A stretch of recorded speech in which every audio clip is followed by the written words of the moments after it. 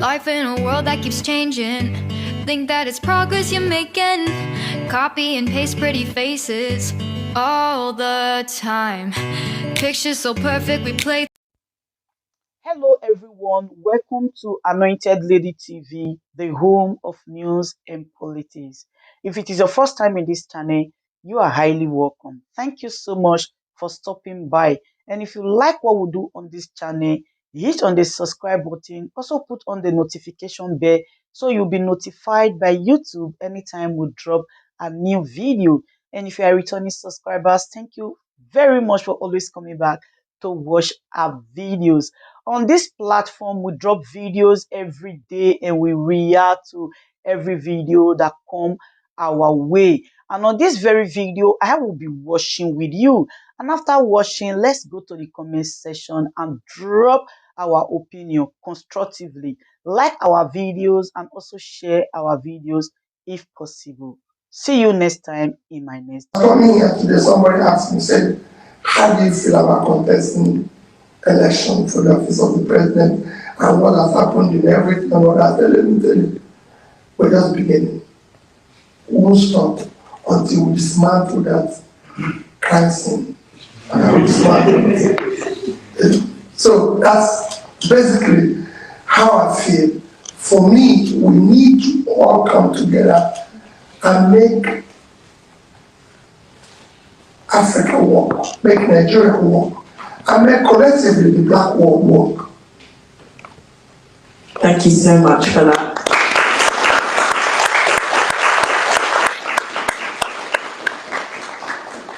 My next question is actually, you kind of spoke about the economy and like how it got you into politics. Currently with the rate of Naira being really high compared to like pounds, what do you think, A, would be the best policies to make sure that that is better and the Naira is stronger? And B, what do you think our current governments kind of take on that? Well, for me, it's very easy. First, you ask yourself, what drives the rate of your currency? It's a very simple answer. Your reserve. What drives your reserve? Your exports. Countries have been where we are today. It's very sophisticated. If you look at my campaign, I insisted we must move from consumption to production. Simple. There's nothing wrong with entire Africa. Entire Africa, not just about Nigeria. What is lacking is one simple thing: leadership. You can turn it around in a small space of time. With effortless ease. I was discussing with somebody. I think it was this morning. And I said, listen, you have a situation. If I take the entire, I'm talking about the entire Africa now, because I'm sure so many people here are not from Nigeria. Am I right? Are all of you from Nigeria? Huh? No. Thank you. So we have 4 people from, where are you from? Somalia. Huh? Somalia. Thank you. The entire Africa, let me just compare the entire Africa so you see why we must do more. Today, Africa remains the only unexplored, unproductive continent. But the entire Africa, in terms of land size, Africa is about 30 million square miles of land. That's about 30 million square. Europe, the entire Europe, it's about 10,000. They're all 10,000 point something, and then this one is 30,000. So Africa, in terms of land size, is 3 times the size of Europe. In terms of population, the entire Europe is about 743 million. We are 1.4 billion something. So we are twice their size. And our youth population is unbelievable. Not from here. But when you compare the fact that if you look at our economy, the entire Europe GDP is about 16.6, and we are 2.2. So we're 8 times that. And what is making that? It's because they're productive. So it's managing your rate of exchange is not a rocket science. It's fact that you have to produce and export something. By that, you increase your reserve, and if you increase your reserve, you manage your rates. The rates will come to what it's supposed to be. And in case of Nigeria, then I can come back to Nigeria. Nigeria today, I'll just give you an example using one or two states, which I always use on the map. We have a state called Niger State. Niger State is 76.3 thousand square kilometers of land in size. Very fertile land. Where you can grow your food, everything, even fresh water. But Niger State today produces nothing. In fact, 7 local governments in a place called Niger State is occupied by bandits. So nobody goes there. Look at the population, and they have a population of about 5 million people. Netherlands in Europe is a total of 41,000 square kilometers of land. If you minus water, they are about 33,000.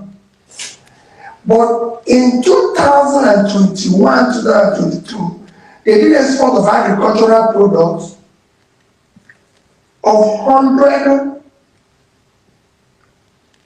120-something billion dollars. So Niger State is 2.5 times Netherlands. Netherlands, and this country could do export of over $125 billion, and this people, zero. The entire money they get from statutory allocation, if the money is allocated to them, the entire money they will get for the year is 60 billion naira. 50 billion naira today, I'm going to use just 1,000 to $1, is exactly $50 million. But if they do just 2% of the exports of Netherlands, $2.5 billion.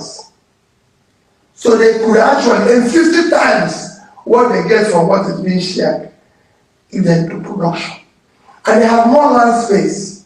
Netherlands population is about 17.4 million, and they have about 5 million.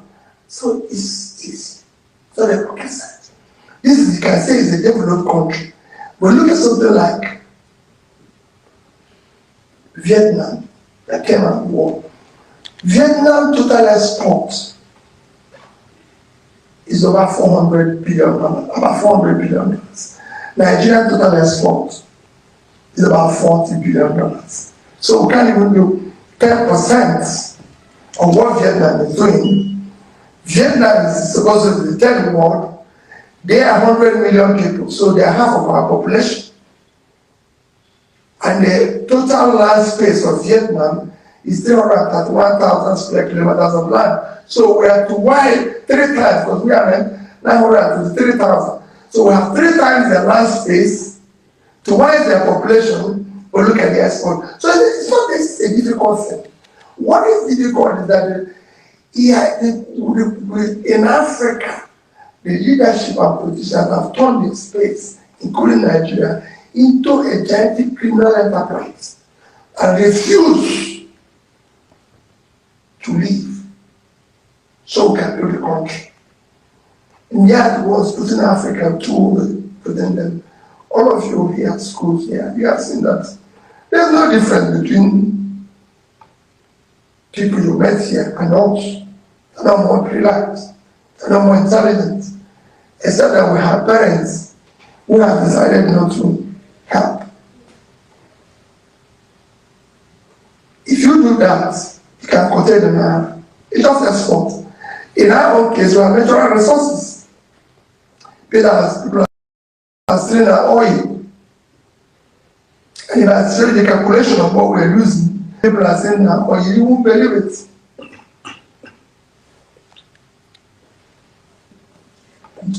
Thank you so much.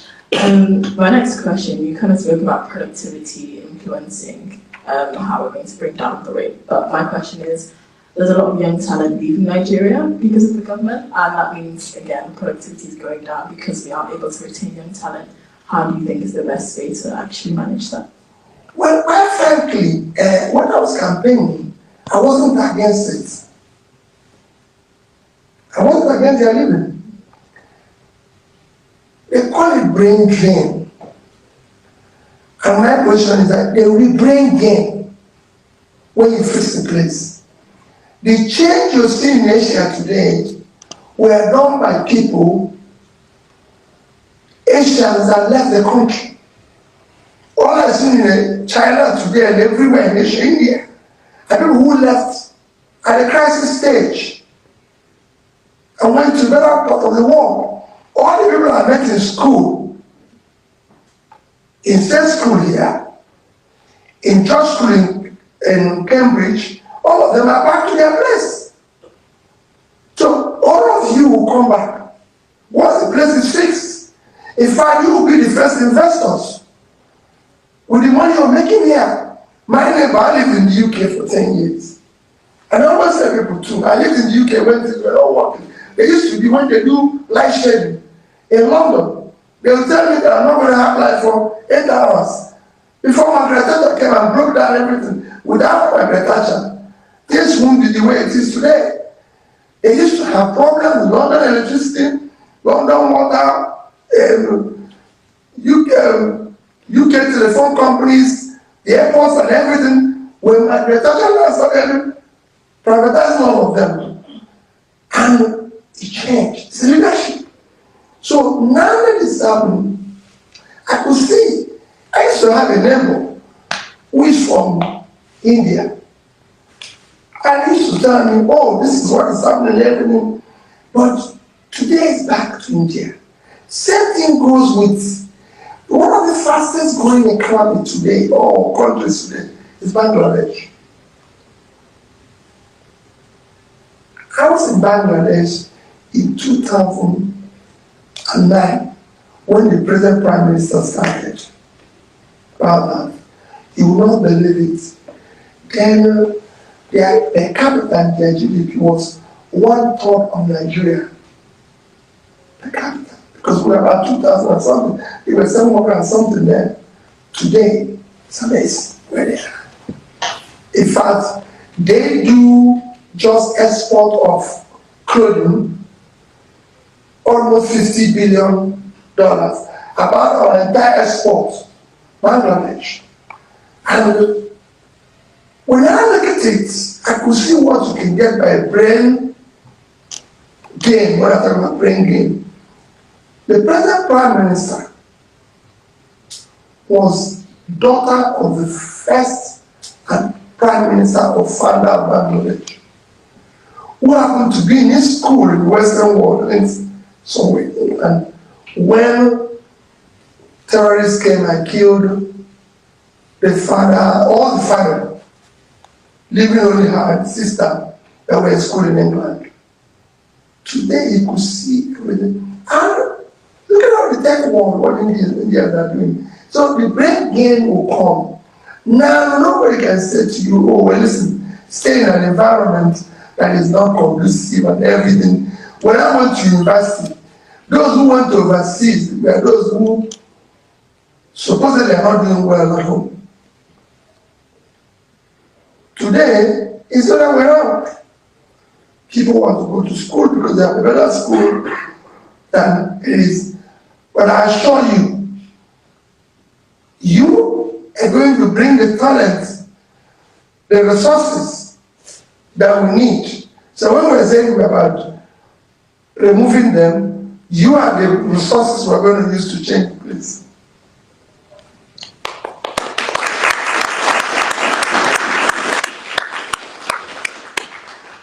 you so much for your answer.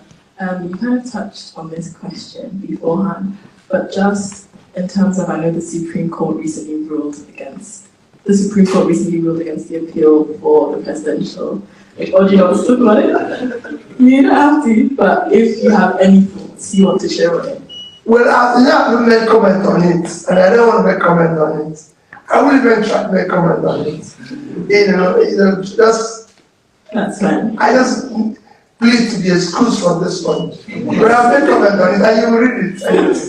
Of course. Ladies and gentlemen, good day, my brothers and sisters, my mummies and my daddies over there. Is your sister again, your doctor, your friend, your girl, Anointed Lady TV. Please, if today is your first time of coming across my YouTube channel, please do subscribe for me. Subscribe and turn on the notification bell. So each time I upload any video, you will be notified. So in this my channel, I will be bringing up many things to you in which you will benefit from it. I do talk show, I do news, anything you want to talk about, I am into it. Please subscribe and turn on the notification bell. So each time I upload any video or each time I'm on live on YouTube, you will be notified. Thank you very much for always being there for me. Please do subscribe for me, and as you do so, God will richly bless you and meet your heart desire. Thank you very much. I love you all. Yes, so my people, as I told una say I go come back, I don't come back, una welcome back. As una see that video, una watch, how una see am. I want una leave una comment for the comment section there. Una tell me how una see the matter, whether it good or it bad. If it good, make una let me know. If it still bad, make una still let me know. I need to bring and come give una wey be my people wey dey here. Make una follow me shook mouth put whether it dey good or it dey bad. So if it dey right, una still leave una comment below. If it dey bad, una still leave una comment below. Una remember say everybody gets freedom of speech. Okay, all right. Thank you very much. So if you dey watch me, you never subscribe, my brother, sister, I beg you in the name of God, make you hit that red button and turn on the notification bell. So each time I upload any video, you will get notification and you will constantly watch me. Thank you very much. See you again in my other video. I love you all. Bye bye.